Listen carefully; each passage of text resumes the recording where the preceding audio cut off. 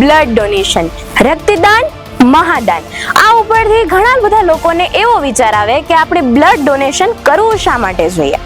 હા, આપણે બેનિફિટ્સ જાણીશું, પરંતુ એ પહેલા આપણે જાણીએ કે ભારતમાં દરરોજ 12,000 જેટલા લોકોને બ્લડ ના મળવાને લીધે મૃત્યુ પામે છે.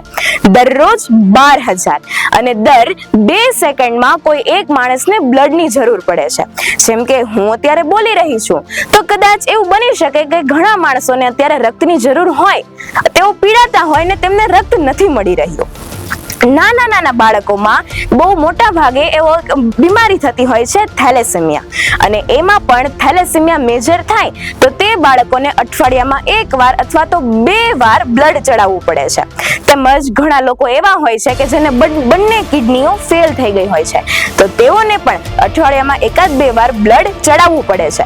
તો આ લોકોનું જે જીવન છે તે તો રક્તદાતાઓ પર જ નિર્ભર છે. તેથી આપણે વધારેમાં વધારે રક્તદાન કરવું જોઈએ. રક્તદાન મહાદાન. રક્તદાનની જરૂરિયાત તો આપણે સમજી લીધી, પણ ખરેખર તમને બીક લાગે છે ને કે હું રક્તદાન કરીશ અને મારું શરીર અશક્ત અને કમજોર બની જશે? પણ ખરેખર ચિંતા ન કરો, કારણ કે રક્તદાન કરવાથી જૂના લોહીની જગ્યાએ તાજું લોહી બને છે. ભગવાન દ્વારા આપણા શરીરમાં એવું તંત્ર ગોઠવવામાં આવ્યું છે કે જેના દ્વારા 1 કે 2 દિવસમાં આ જૂના લોહીની જગ્યાએ નવું લોહી બને છે, જેથી આપણા શરીરમાં રક્તનો પ્રવાહ પાતળો બને છે. આથી આપણું શરીર ઉત્તમ અને તંદુરસ્ત રહે છે.